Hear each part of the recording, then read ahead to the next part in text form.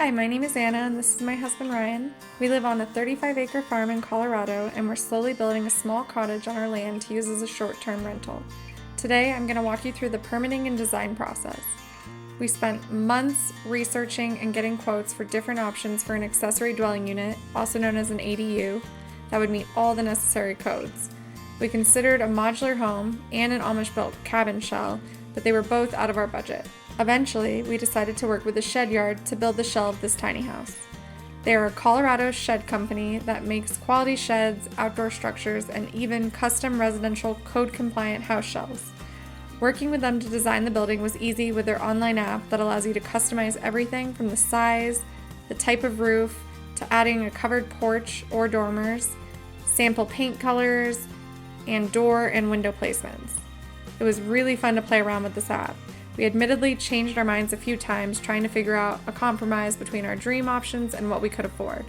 For example, we really wanted a second floor, an 8-foot porch, and a bigger floor plan, but in the end we settled on a 440 square foot house with a 6-foot covered porch, a 10-foot storage loft with dormers, and cathedral ceilings to stay within our budget.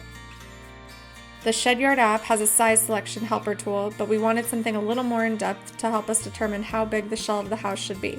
So we used a free website called floorplancreator.net, and it really helped us determine the smallest floor plan we could get away with while being able to fit 1 bedroom, 1 bathroom, and a full kitchen and living room comfortably. Once we settled on the design, I worked with the Shedyard team to get drawings and engineered foundation plans to submit to the county for permits.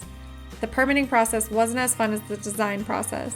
The Shedyard does offer a service where they handle permits for you for an extra fee. But since we're on a tight budget for this project, we decided to do it ourselves. We started by submitting an application to our county's Planning and Zoning Department for the ADU, which meant gathering a long list of paperwork, including things like our floor plan, foundation, and roof designs, and a plot map of our land.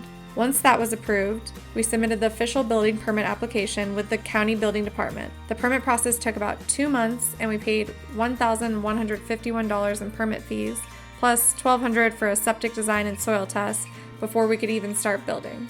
Up next is excavating and the foundation, then the Shedyard will come build the shell on our land. After that, my husband will be building out the interior. Follow along and stay tuned to see how this all turns out.